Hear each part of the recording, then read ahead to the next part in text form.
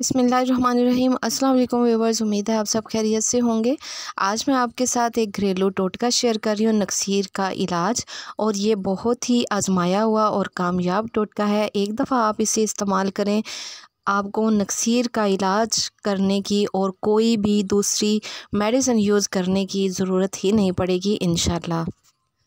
नक्सीर आमतौर पर देखा गया है 7 से 10-12 साल की एज के जो बच्चे होते हैं उनमें ये ज़्यादा पाई जाती है। बड़ों में हाई ब्लड प्रेशर की वजह से नक्सीर फूटती है, और बच्चों में तो बाज़ औक़ात हल्का सा नाक पे रगड़ लगने से ही खून निकलने लगता है।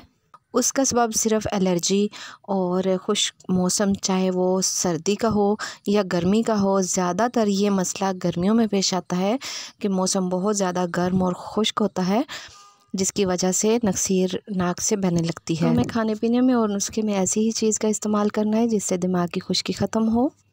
नुस्खा बनाना स्टार्ट करते हैं। बिस्मिल्लाहिर्रहमानिर्रहीम। सबसे पहले हमें चाहिए 100 ग्राम मिश्री भी लोग कहते हैं।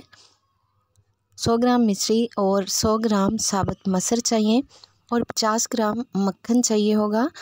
इस नुस्खे में सिर्फ़ 3 चीज़ें इस्तेमाल होंगी।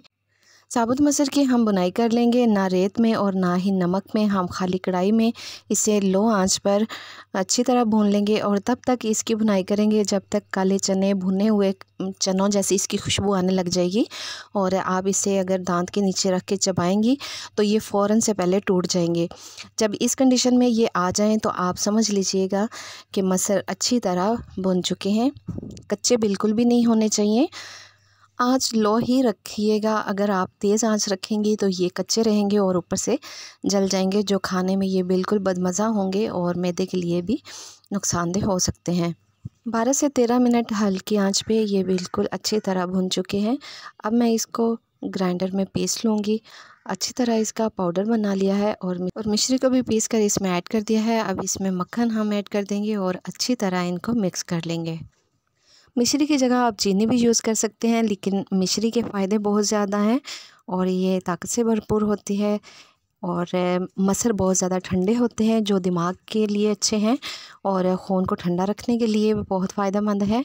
इसलिए इनका इस्तेमाल आप ज़रूर कीजिए। मिश्री यूज़ कीजिए। मक्खन ये दिमाग की तरी के लिए है, या आप ज़रूर यूज़ कीजिए।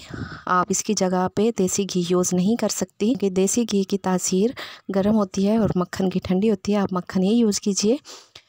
अब हम इसे मिक्स करके अच्छी तरह किसी एयरटाइट जार में भर के आप 12 से 15 दिन तक फ्रिज में रख सकते हैं। ये बिल्कुल ख़राब नहीं होगा। और इसकी 1 चम्मच आपने सुबह निहार में खानी है और 1 शाम में खानी है। अगर आप इसके साथ 1 गिलास दूध पी लेते हैं तो ज़्यादा बेस्ट है।